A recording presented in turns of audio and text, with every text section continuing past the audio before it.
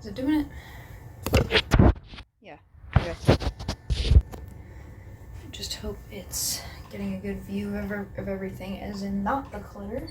Alright, so I just thought I'd walk you through my practice process. I tried to record a video of this like last month, but and I dropped out of the Reflections of the King contest, which starts on October 13th, which is Friday the 13th, woodly, and that's gonna be next weekend, but I can't go. Money reasons. I got my song selections for the first Connecticut Elvis competition, which I'm excited about. I made a stepping all over my freaking dumbbell plates.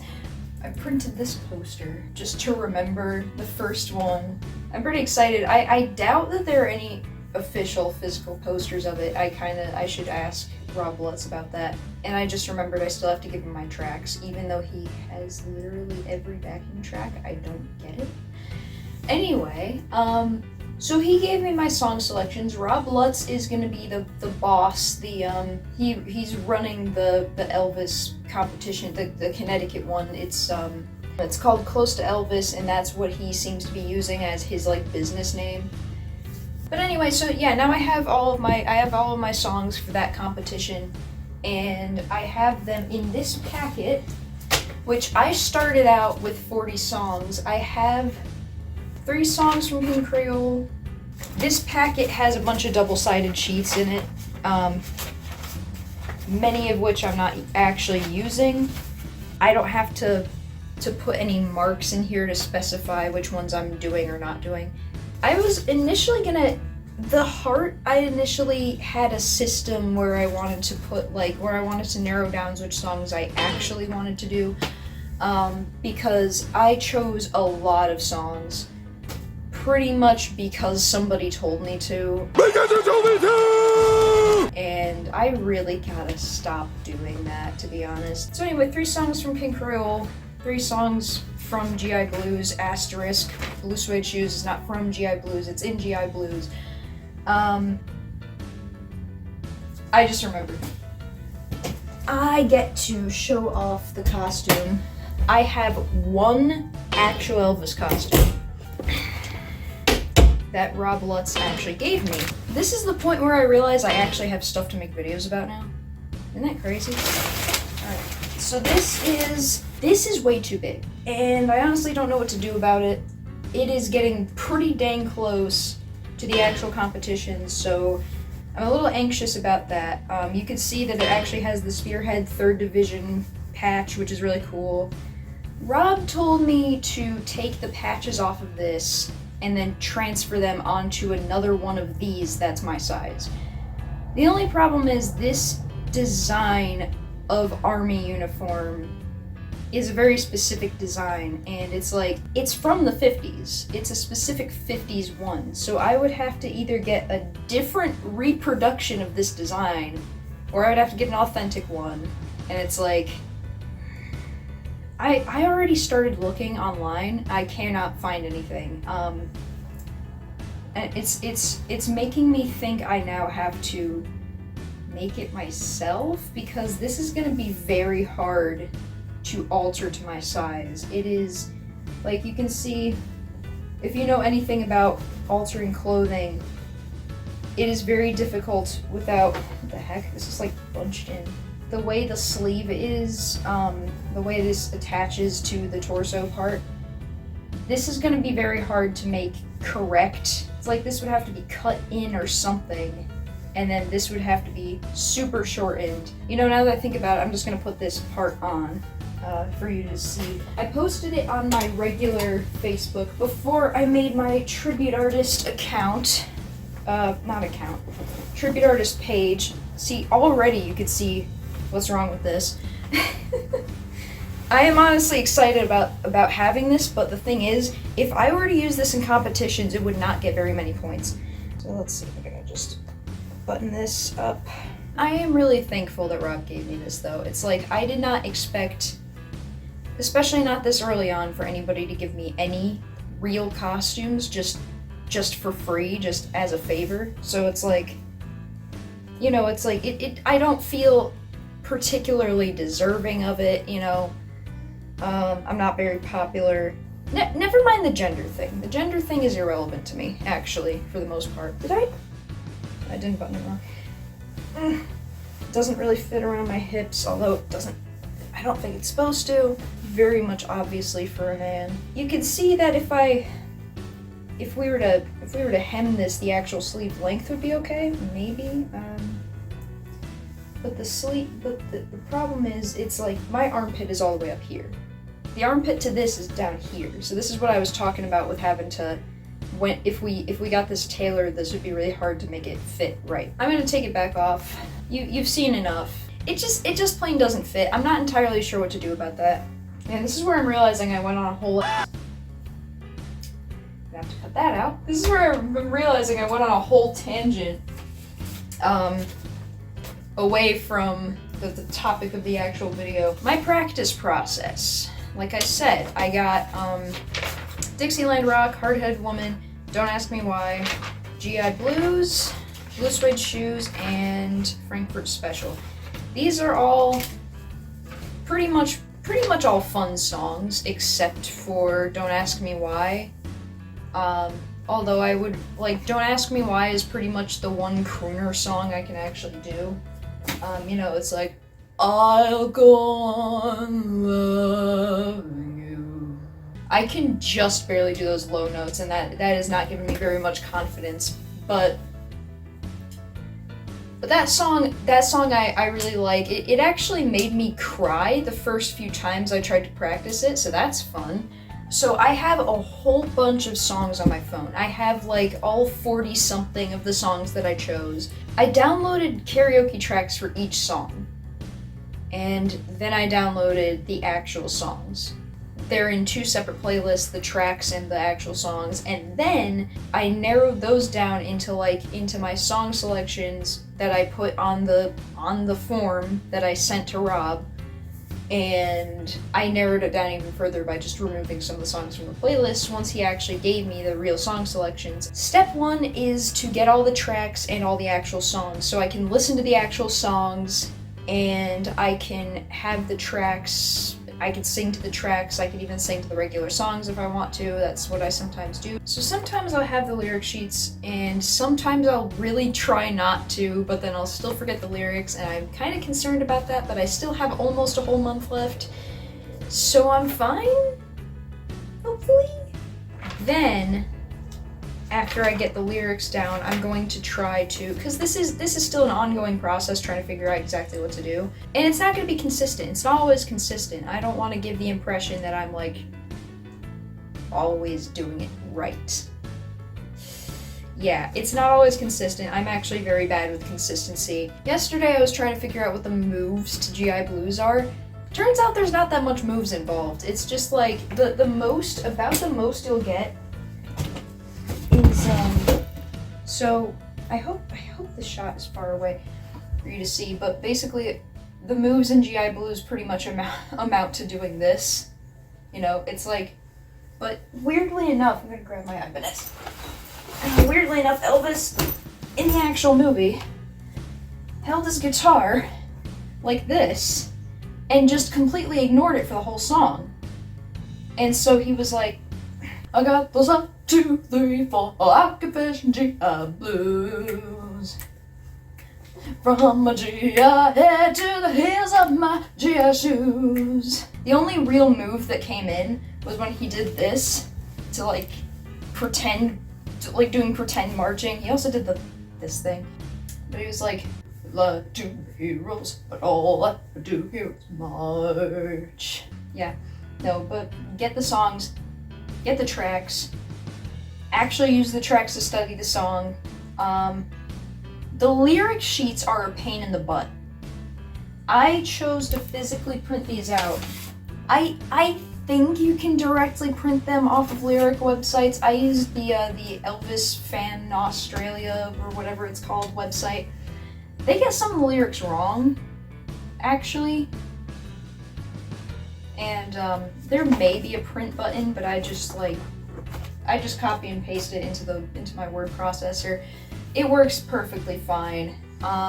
It's a mess because of, I mean, just the way that I am, to be honest. I have to print all these lyric sheets, and I forget some of them, and it's really frustrating sometimes.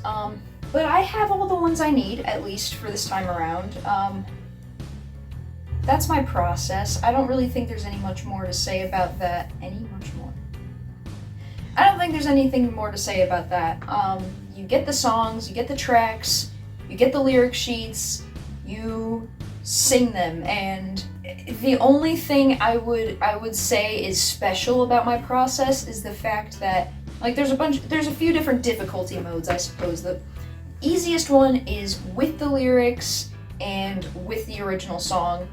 Second is with the lyrics and with the karaoke track. Third is without the lyrics and with the karaoke track.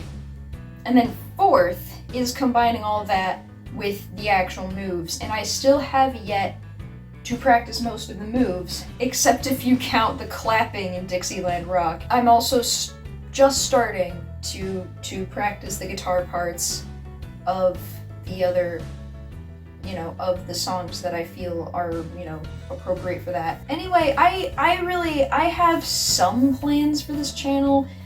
I really hope it doesn't go the way of the Rebel Palette, because, like, so the Rebel Palette was this blog I had on Blogger, the Google, template-driven blog platform. And so I was out here just, like, assuming people would want to read what I was writing. Although I did come out with some stuff that I thought was actually pretty okay. But the Rebel Palette, it was supposed to be a food blog, and it had, like, this kind of rockabilly theme to it aesthetically. I used a lot of exclamation points in my writing, and it was like, I still think if you're curious about that, you should check it out. The thing is, though, the main thing I was going to say about the Rebel Palette was that I had no ideas. I had to make something out of nothing. I had no idea what food topics were actually popular. I also just didn't realize that most food blogs they're like mainly recipe oriented, and also have some kind of gimmick like gluten-free or vegan or mom or cheap or stuff you find out in the wild, or even like, canning and preservation, something like that, or even like by nationality or by the fact that there's a lot of nationalities. I could go on. It's like the Rebel Palette had no real focus except that it claimed to be rebellious. It was honestly boring. I did have an focus, right? There was the focus of New England. Because I was mainly focused on New England and stuff like that, and like what if I did Gastro Obscura except that it's just for New England? What if I did Gastro Obscura except that it's just for New England? And that's why the one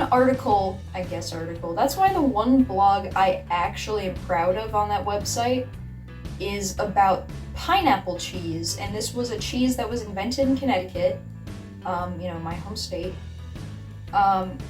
On various little websites, there were really only 2 websites I saw that acknowledged it. So it's not like nobody knew about it, but very few people knew about it, and I knew about it, and I was able to find a lot of information about it, actually. And so I wrote a blog about that. That is my best article on that blog. So there is that. But otherwise, I just feel like I had no ideas when it came to that website, and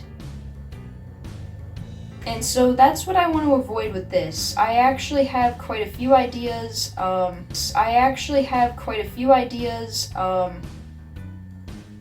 My first, like, other than vlogs, because I think vlogs are a pretty okay, maybe not completely low effort, but just like easy enough, not impossible, you know what I mean? Kind of format that, you know, it's not like I could just pump out videos, with the vlog format, but it's just like, I don't know, I'm trying something new. It'll probably crash and burn, I'm not gonna lie. But I have a few ideas that are, you know, like why don't I talk about the new Elvis cartoon that everybody seems to be ignoring? What about the Priscilla movie? Everybody knows about that. Yeah, I don't know. And I'm definitely gonna post videos about ETA events.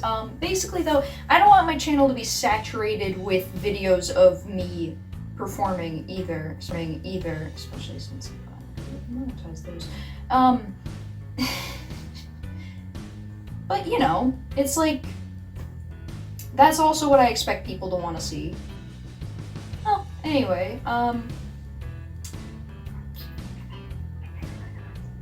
but so my next video is going to be the Elvis tribute artist Iceberg. Kind of a popular video format, not very much anymore. I think they've dropped off a little bit, but I just think it would be really neat to, because I've been writing down ideas for this Iceberg for a little bit,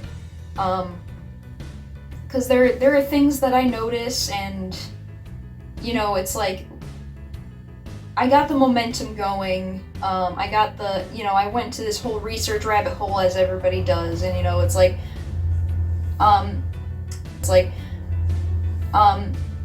just keep in mind it's an Elvis tribute artist rabbit hole. Yeah, the only thing with this is that it's an Elvis tribute artist iceberg, and not an Elvis iceberg, because if I made a whole Elvis iceberg, and not an Elvis iceberg, because if I made a whole Elvis iceberg, that would probably be like a 10-hour video or more, to be completely honest.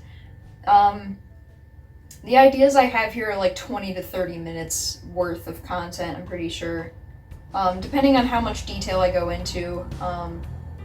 And I'm collecting sources and things like that. I'm actually thinking that this is going to be a real thing. The only problem is going to be the editing. This is going to be a real thing. The only problem is going to be the editing. And I'm gonna just have to find time for that. I don't know what my upload schedule is gonna be. I think that what I'm gonna do is I think I'm probably gonna upload a lot of shorts. Maybe, I don't really know. Cause like the thing with very short content, I don't really know.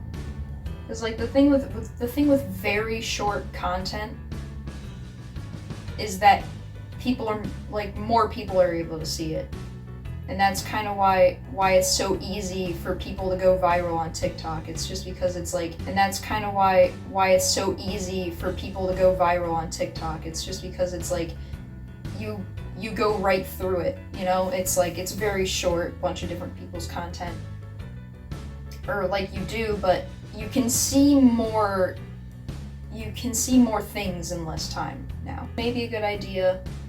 And I'm also thinking that I could make I'm also thinking I could make individual videos about the iceberg topics, because honestly, some of those topics are really cool to me. I'm trying to think of even what one. Well, okay, so I think they would still have to be very short videos, but like Dana McKay, he was said to be, but he actually played a 35-year-old Elvis in This Is Elvis, because even though This Is Elvis is basically a compilation of found footage of Elvis and, you know, home video, whatever, that stuff, despite that, there are some parts that were acted out. Yeah, I'm referring to him in the past tense already. Dana McKay was a tribute artist who actually played Elvis when he was 35 years old. You know, a 35-year-old Elvis in the dramatized parts. And so technically that is an instance of an Elvis tribute artist playing Elvis in a movie. And the reason that I cared about this was because I was so frustrated. I was always so frustrated at the fact that where Elvis is, you know, portrayed, you know, every time there's an Elvis movie, it's never an ETA playing Elvis, despite the fact that I'm pretty sure ETAs can act. I mean, that's kind of their job. Despite the fact that I'm pretty sure ETAs can act. I mean, that's kind of their job. But Dana McKay did it that one time. That one time. That is the only time I actually know of. The thing is, though, Kay did it that one time. That one time. That is the only time I actually know of. The thing is, though, he did it that one time. That one time. That is the only time I actually know of. The thing is, though, he died that one time. That one time. That is the only time I actually know of. The thing is, though, he died that one time. That is the only time I actually know of. The thing is, though, he died. He got only time I actually know of. The thing is, though, he died. He got shot. Only time I actually know of. The thing is, though, he died. He got shot. I actually know of. The thing is, though, he died. He got shot in 1993, I think, and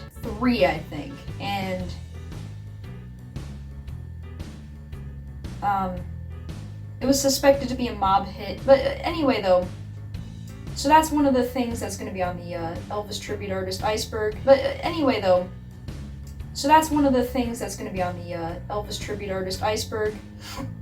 There's going to be some stuff about Irv Cass on there, don't you worry. Don't you worry. And I don't know, that's about it. I don't know why I'm still talking, to be honest. So that's it. I don't know how much you could have enjoyed this video, but I hope you did.